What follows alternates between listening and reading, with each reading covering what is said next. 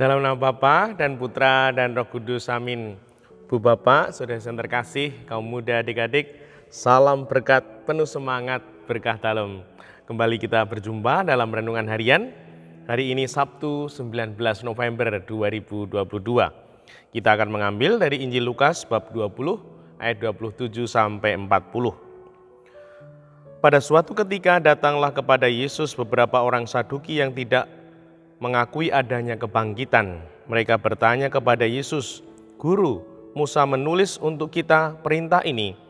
Jika seorang yang mempunyai saudara laki-laki mati meninggalkan istri, tetapi tidak meninggalkan anak, maka saudaranya harus kawin dengan wanita itu dan membangkitkan keturunan bagi saudaranya.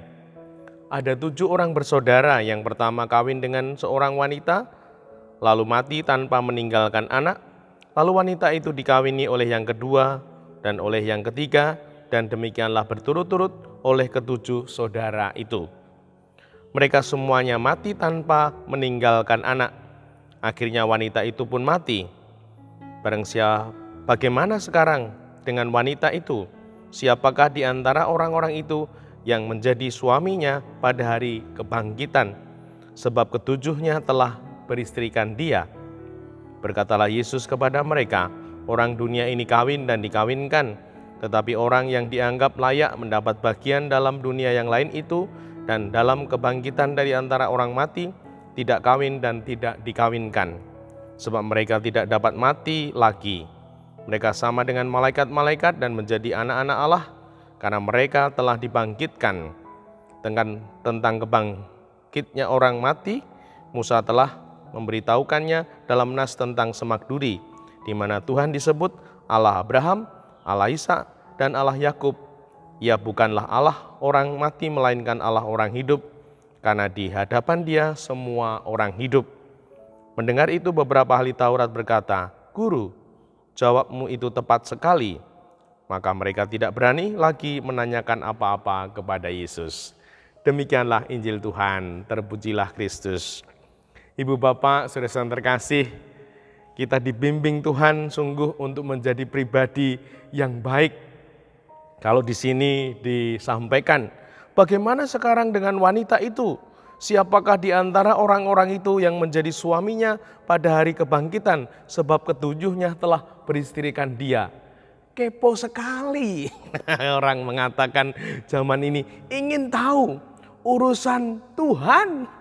Bukan menjadi urusan mereka, bukan menjadi hak mereka itu semua. Namun kepo, ingin tahu. Nah, ini juga menjadi sentuhan kritikan untuk kita. Kadangkala kita sering juga ingin tahu urusan orang lain yang bukan urusan kita, bukan hak kita. Kepo. Maka kita sungguh dibimbing Tuhan untuk menjadi pribadi yang baik. Maka sekarang kita harus menjadi pribadi yang mampu menata diri, mampu mengendalikan diri, agar kita tidak terlalu ingin mencampuri urusan orang lain, ingin tahu urusan orang lain. Itu bukan hak kita. Maka mari kita sungguh menjadi pribadi yang makin baik. Kita urusi diri sendiri. Jangan terlalu mengurusi orang lain.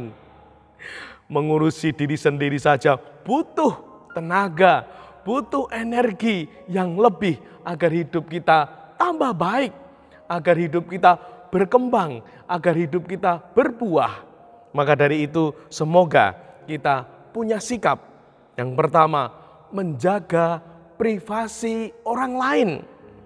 Kita jaga, kita hormati, sehingga nanti kita pun privasinya dihormati dan dijaga sesama. Dan juga menghargai, kita hargai orang lain. Jangan terlalu banyak komentar. Jangan terlalu banyak ngerumpi, gosip yang nggak perlu. Itu urusan dia. Kita tidak usah repot-repot. Nah, semoga sungguh kita menghargainya. Lalu yang ketiga, jangan buang-buang waktu untuk mengurusi orang lain. Jangan buang-buang waktu untuk kepo. Nah, apalagi berpendapat di media sosial, di sini dan lain sebagainya. Ngapain? Mungkin itu tanda nganggur, nggak punya pekerjaan, lalu akhirnya cari-cari kerjaan. Nah, mari kita kerjakan apa yang baik, kita kerjakan apa yang bermakna, yang bernilai dan berharga, agar hidup kita bernilai, hidup kita berharga, bermakna, sehingga sungguh hidup kita dari waktu ke waktu maju. Bukan dari waktu ke waktu malah makin wagu. Nah, semoga sungguh kita menyadarinya dan mewujudkannya. Dimuliakanlah Tuhan kini dan sepanjang masa. Salam berkat, penuh semangat, berkah dalam. Nama Bapa, Putra, dan Roh Kudus. Amin.